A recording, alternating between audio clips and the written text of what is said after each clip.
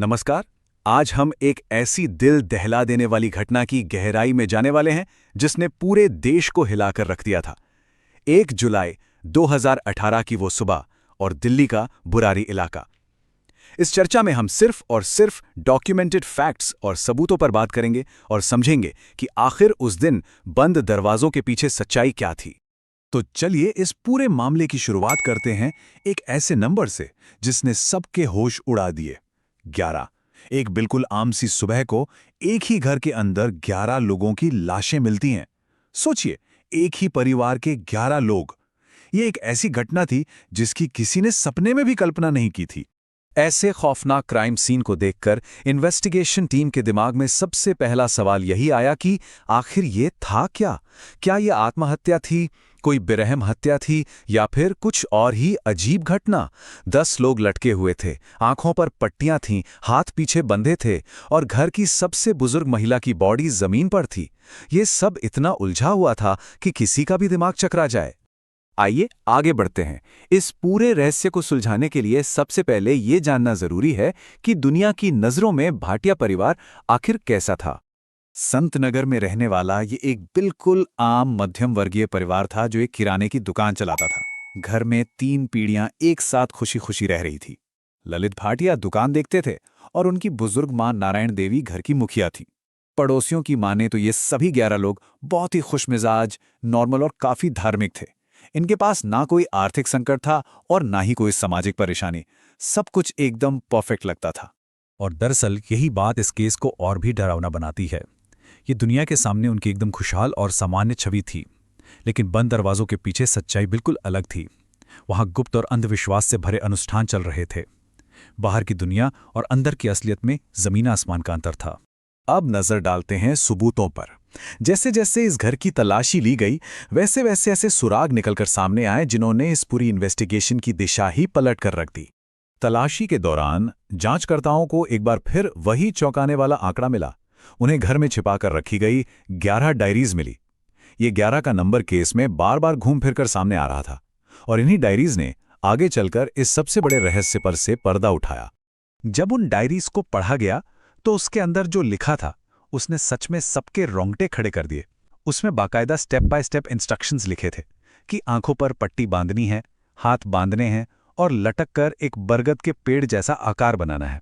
उनका मानना था कि मोक्ष पाने का यही रास्ता है। सबसे खौफनाक बात यह थी कि ये इंस्ट्रक्शंस ठीक वैसे ही थे जैसी हालत में उन सबकी बॉडीज मिली थी। अब यहां इस स्लाइड पर गौर कीजिए। डायरीज में साफ तौर पर एक लाइन लिखी मिली थी, सब ठीक हो जाएगा, कोई नहीं मरेगा। ये एक ऐसी लाइन थी जिसने साबित कर दिया कि परिवार आत्महत्या की योजना बिल्कुल नहीं बना रहा था। उन्हें तो लग रहा था कि वो किसी आध्यात्मिक पूजा का हिस्सा है। उन्हें पूरा यकीन था कि ये अनुष्ठान खत्म होने के बाद वो जिंदा बच जाएंगे। एक तरफ इन्वेस्टिगेशन चल ही रही थी कि घर के बाहर एक और रहस्यमयी चीज देखी गई। बाहरी दीवार से बाहर की तरफ निकले हुए ठीक 11 पाइप मिले। जी हां, फिर से वही 11 का आंकड़ा, और ये सारे पाइप अलग अलग दिशाओं में थे। इस बात ने सबको और ज्यादा उलझा दिया। क्या इन 11 पाइप्स का कनेक्शन परिवार के 11 सदस्यों से था? हालांकि कुछ एक्सपर्ट्स ने कहा कि ये सिर्फ कंस्ट्रक्शन के वक्त छोड़ी गई जगह थी, लेकिन पब्लिक और मीडिया के दिमाग में हर एक पाइप एक सदस्य का प्रतीक बन गया। इस इंसिडेंट ने पूरे केस को एक बहुत बड़ा रहस्य बना दिया। लेकिन जल्द ही इस केस में एक मनोवैज्ञानिक मोड़ सामने आया। डायरीज को डिटेल में समझने के बाद जांच की सुई ललित भाटिया की तरफ घूम गई। डायरीज से पता चला कि ललित दरअसल एक गंभीर मानसिक भ्रम यानी डिल्यूजन का शिकार था। ललित को पूरा विश्वास हो गया था कि वो अपने गुजर चुके पिता की आवाज सुनता है और वही इस पूरे परिवार को गाइड कर रहे हैं। हैरानी की बात तो ये थी कि वक्त के साथ उसने अपने पढ़े लिखे परिवार को इस बात पर यकीन दिला दिया था। सबने बिना कोई सवाल किए उसके इस भ्रम को सच मान लिया था। तो सीधी सी बात यह है कि इसमें कुछ भी सुपर नेचुरल या जादू टोना नहीं था। ये दरअसल शेयर्ड साइकोसिस नाम की एक साइकोलॉजिकल कंडीशन का क्लासिक एग्जाम्पल था।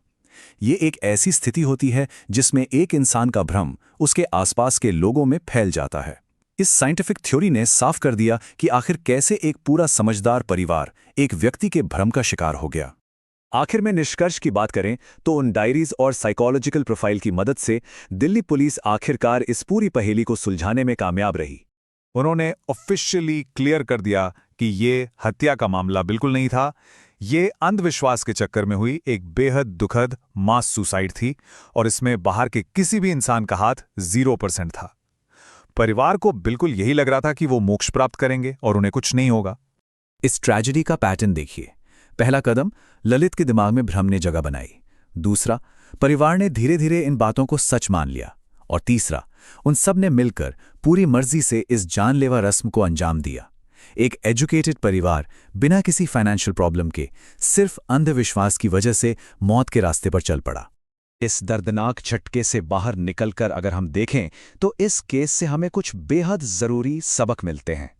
इस खतरनाक कॉम्बिनेशन को ध्यान से देखिए। जब अंधविश्वास लोगों को बिना सोचे समझे बात मानने पर मजबूर कर दे, जब मेंटल हेल्थ को इग्नोर करने से भ्रम बेकाबू हो जाए, और इन सब में जब फैमिली इन्फ्लुएंस जुड़ जाए, तो इसका नतीजा हमेशा तबाही की तरफ ही ले जाता है। ये तीन चीजें एक साथ बहुत घातक हो सकती हैं।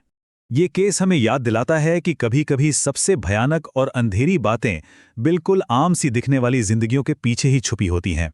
बाहर से देखा जाए तो जिंदगी एकदम खुशहाल लगती है, जबकि बंद दरवाजों के पीछे एक ऐसी आग सुलग रही होती है जिसका किसी को कोई अंदाजा नहीं होता। इस चर्चा को हम समाज के लिए एक चुभते हुए सवाल के साथ यहाँ छोड़ते हैं। अगर आस पड़ोस के लोग छोटे मोटे बदलाव समझ पाते, या समय रहते किसी ने उस बिगड़ती हुई मेंटल हेल्थ को नोटिस करके रोक टोक की होती, तो क्या ये राज पहले ही खुल जाता? क्या समय रहते 11 जानें बचाई जा सकती थी? इस पर हम सबको गहराई से सोचने की जरूरत है। इस